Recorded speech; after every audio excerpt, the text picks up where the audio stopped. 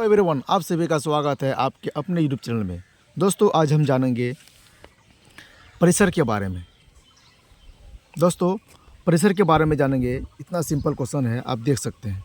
दोस्तों, परिसर हम कैसे निकालेंगे, यानी परिसर हम कैसे निकालेंगे। उच्चतम मान को न्यूनतम मान से माइनस करेंगे। उच्चतम मान जो भी है उसको न्यूनतम मान से माइनस करेंगे। यानी मेरा उच्चतम मान है 21 और माइनस सबसे न्यूनतम मान है 3। इन दोनों को माइनस कर देंगे तो मेरा पॉइंट निकल जाएगा।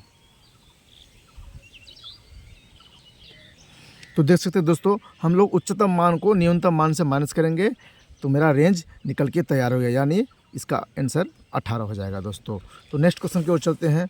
दोस्तों, ये क्वेश्चन इतना इम्पोर्टेंट है कि हर एक एग्ज़ाम में पूछे जाते हैं। ये 3 क्वेश्चन, ठीक है। पहला क्वेश्चन है विचलन या प्रसरण, दूसरा क्वेश्चन है मानक विचलन और तीसरा क्वेश्चन है विचरण गुणांक।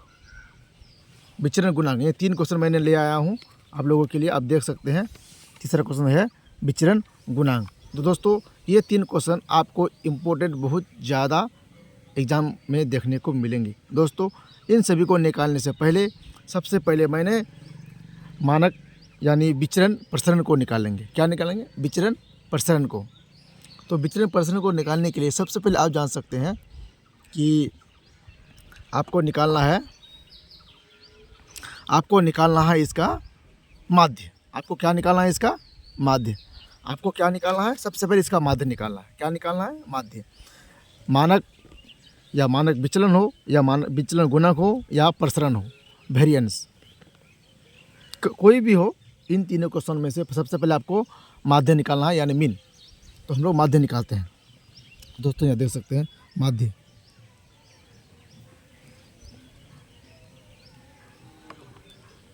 ठीक है दोस्तों, माध्य निकालने के लिए क्या करेंगे? इस सभी को जोड़ देंगे और जितना अंक है उससे भाग देंगे। जैसे कि माध्य निकालने के लिए 10 जोड़ 10 जोड़ 9 जोड़ 10 जोड़ 10 11 10 जोड़ 11 जोड़ 9 बटा में 1 2 3 4 5 6 7 8 9। ठीक है, तो उसका क्या हो जाएगा दोस्तों? यानी सभी का योग 90/9 10। इसका मीन क्या हो गया? 10। ठीक है दोस्तों, सबसे पहले हम इसका माध्य निकालेंगे। सबसे पहले क्या निकालेंगे? माध्य। ये आपको हमेशा याद रखना है कि विचलन या प्रसरण हो, मानक विचलन हो या विचलन गुणक हो, सबसे पहले हम माध्य निकालेंगे। क्या निकालेंगे? सबसे पहले हम क्या निकालेंगे? ओनली माध्य। ठीक है, पहले माध्य निकालेंगे। ठीक है, उसके बाद निकालेंगे वेरिएंस। उसका वेरिएंस कैसे निकालेंगे दोस्तों? आप लोग ध्यान से देखिएगा।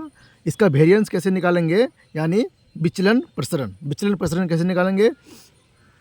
जैसे मीन है ना, ये माध्य है ना, माध्य को पहला अंक से माइनस करेंगे, फिर दूसरा अंक से भी माइनस करेंगे, फिर तीसरा अंक से माइनस करेंगे, फिर चौथा अंक से माइनस करेंगे, सबसे माइनस करके स्क्वायर करेंगे। याद देखिए, अब लोग देखिएगा। ठीक है, तो देखिए दोस्तों, पहले हम इसको माइनस करेंगे। ठीक है, जैसे 10 माइनस 10, ओके, फिर यहाँ 10 माइनस 10, फिर 10 नहीं 9 है, 9 माइनस 10, फिर 10 माइनस 10, फिर 10, फिर माइनस 10 हो गया। 11 माइनस 10, 10 माइनस 10, 11 माइनस 10, 9 माइनस 10। ठीक है दोस्तों, सभी को मैं क्या कर दिया? सभी को मैं माइनस कर दिया। ध्यान से देखिएगा दोस्तों, सभी को माइनस कर दिया। अब इसको देखिए, ये 0 हो गया, इसका भी 0 हो गया, ये -1 हो गया, ये 0 हो गया, ये भी 0 हो गया, ये 1 हो गया, ये 0 हो गया, ये 1 हो गया और ये माइनस आपका 1 हो गया। ठीक है दोस्तों, निकाल दिए। देखिए हम लोग क्या निकाल रहे हैं? वेरिएंस निकाल रहे हैं। क्या निकाल रहे हैं? वेरिएंस निकाल रहे हैं। ठीक है, हो गया। अब इन सभी का स्क्वायर करेंगे। याद रखना दोस्तों,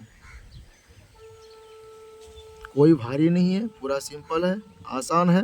सबका स्क्वायर कर लिए। ठीक है, अब सभी को हम जोड़ देंगे। देखिए इसको करके जोड़ेंगे, यानी 0 का स्क्वायर हो जाएगा आपका, देखिए यहाँ पर देखिए, ठीक है। 0 का स्क्वायर 0 प्लस फिर ये भी 0, फिर इसका स्क्वायर, फिर ये 1, इसका स्क्वायर 0, इसका स्क्वायर 0, ठीक है। कितना हुआ, फिर 2 2 4 5 2, देखिए फिर 1, फिर यहाँ 0, फिर यहाँ 1, फिर यहाँ 1, 3 3 6 3 में, ठीक है दोस्तों। इसको बटे में जितना संख्या है उतना कर देंगे, बटे में 9, ठीक है दोस्तों। तो आपका हो जाएगा 1 2 3 4, यानी 4/9 आपका हो गया वेरिएंस, यानी विचलन या प्रसरण भी बोल सकते हैं, विचलन या प्रसरण। तो देखिए तो कितना सिंपल है, कितना सिंपल प्रश्न है, और इसी प्रश्न में स्टूडेंट लोग फंस जाते हैं दोस्तों। अब हम लोग चलते हैं नेक्स्ट क्वेश्चन की ओर, जो है मानक विचलन। अब हम लोग विचलन पढ़ लिए, प्रसरण पढ़ लिए, ठीक है, विचलन और प्रसरण पढ़ लिए। अब चलते हैं मानक विचलन की ओर, यानी स्टैंडर्ड डेविएशन की ओर।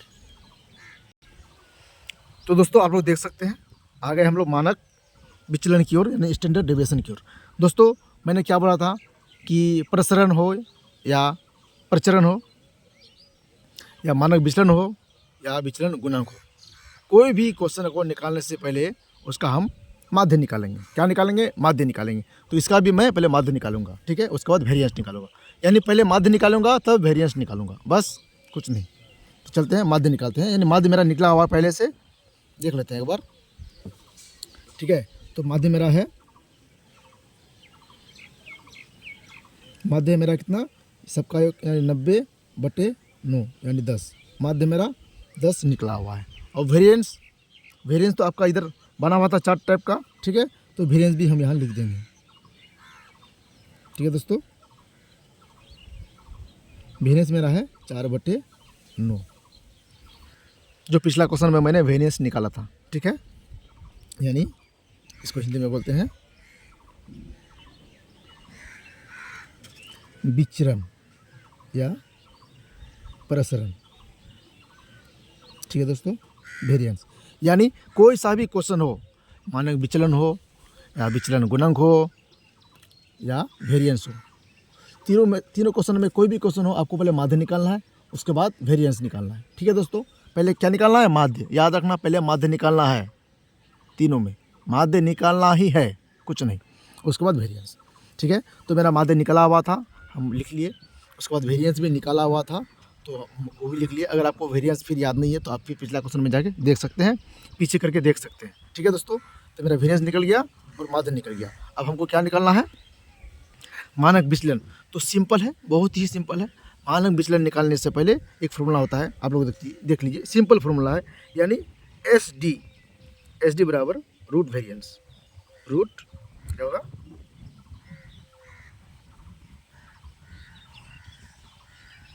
वेरिएंस, ठीक है। यानी मानक विचलन इक्वल टू अंडर रूट प्रसरण या विचलन, ठीक है दोस्तों। देखिए कितना सिंपल है। अब आपका मानक विचलन निकालना हुआ आसान, कैसे, जैसे मानक विचलन आपको यदि मांग कर रहा है कि मानक विचलन निकाले, तो आप क्या करेंगे, सबसे पहले आप क्या करेंगे, देखिए अंडर रूट तो दिया हुआ है, अंडर रूट के अंदर इसको डाल देंगे 4/9 को, ठीक है। तो आप 4/9 को डाल देंगे, देखिए, यानी 4/9 इक्वल टू 2/3, आपका आंसर कंप्लीट है, ठीक है दोस्तों। कितना सिंपल है, ठीक है, कितना सिंपल है। अब हम लोग चलते हैं विचरण गुणांक की ओर, विचरण गुणांक।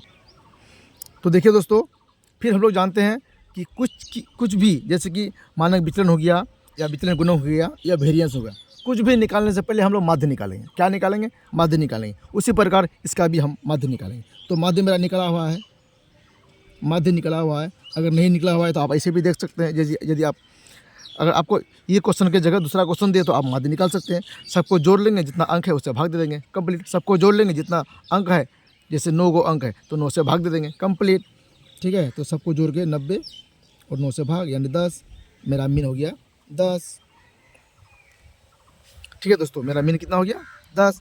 उसके बाद आपका क्या निकालना है, वेरिएंस निकालना है, डायरेक्ट कुछ नहीं। क्या निकालना है, वेरिएंस।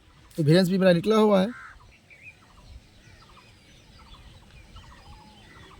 वेरिएंस कितना है 4/9। ठीक है, तो हमको क्या निकालने बोल रहा है अब, क्या ना है, विचलन गुणांक। विचलन गुणांक आपका फिर एस डी निकाल लो। क्या निकालना है, एस डी, यानी एस डी भी हम निकाल लेंगे। एस डी का मान क्या होगा, जैसे कि मानक विचलन। ठीक है, तो मानक विचलन कितना है मेरा 2/3 हो गया। मानक विचलन कितना है, मानक विचलन है 2/3। अब देखिए बी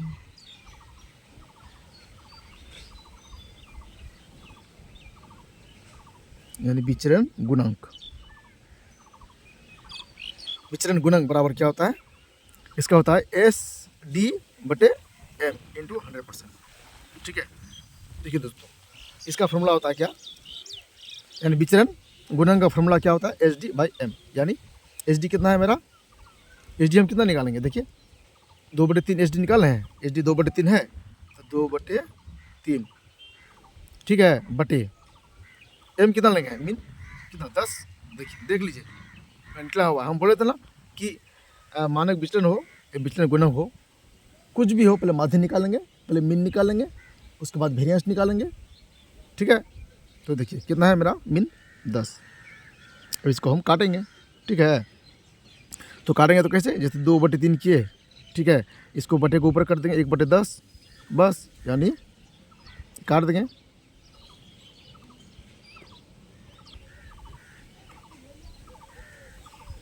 एक 1/15 बस। दोस्तों आशा करता हूँ आप लोगों को अच्छा लगा होगा। अच्छा लगा तो लाइक करें, शेयर करें, सब्सक्राइब करें। Thank you.